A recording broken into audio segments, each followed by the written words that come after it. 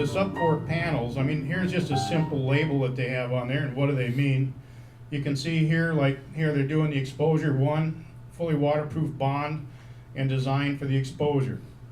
I get a kick out of that because some homes, like if we're dealing with a $5 million house, that's a 2-year, 3-year project.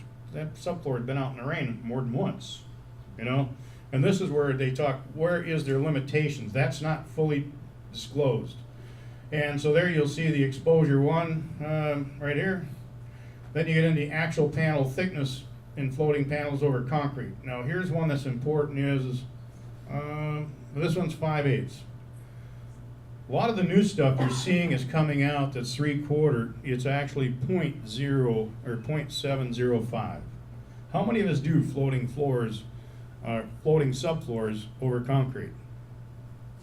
You son? The thing you're going to use 1.5" staples in there in order to make sure that we don't have a problem. But if you try your 1.5" staples on the new OSB or even some of the new plywood, you are going to puncture your vapor barrier on the bottom side because it will come through about a 32nd to a 1/16 of an inch, just enough to punch it. And then especially if your air pressure, if you're doing something like American cherry or walnuts or birch, where your gun will put a little deeper, then you'll end up for sure being able to fracture that moisture barrier underneath. So when you're dealing with something like that, you'd have to add to it and try to get a explanation to your builder that we'd have to do a 2-member subfloor and go thicker so we're 1 inch instead of doing a 3/4 float or 3/8 float screwed together. Part I love here, it's called the Performance Standard. It is the PRP 108, and this is one that's important when we start looking. It's for standard for its intended use.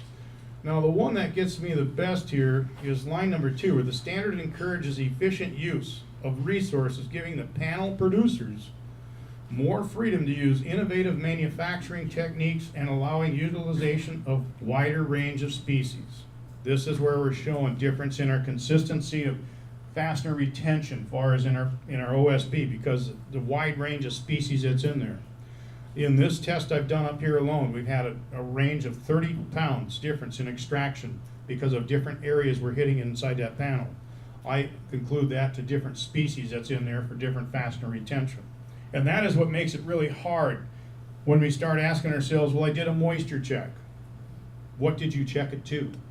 Because a manufacturer of like Norboard, LP, Weyerhaeuser, Advantech, they will all have different meter settings for their product. So as an installer, you need to know if you guys work consistently on Norboard, you got to, in writing, email preferred, is to get that, to obtain the data from the panel technical support, what species am I supposed to be using in measuring the moisture content of that OSB.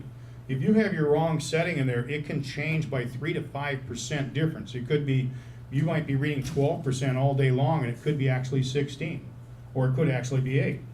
So without knowing what the actual species is, you're not going to find out what the actual moisture content of that product is. Now, of course, it comes in a different, the rating of a sturdy floor, and here is it going single layer carpet under pad and flooring. They're going in here as 5/8, 23/32, 7/8, and 1.125. How many of us here seen OSB 1.125? Nobody? How about 7/8 OSB? Well, out east they do, or out west they do, but we don't see it here. We usually typically ROC here is our 23/32 and going either over 19.2 or 24 on center.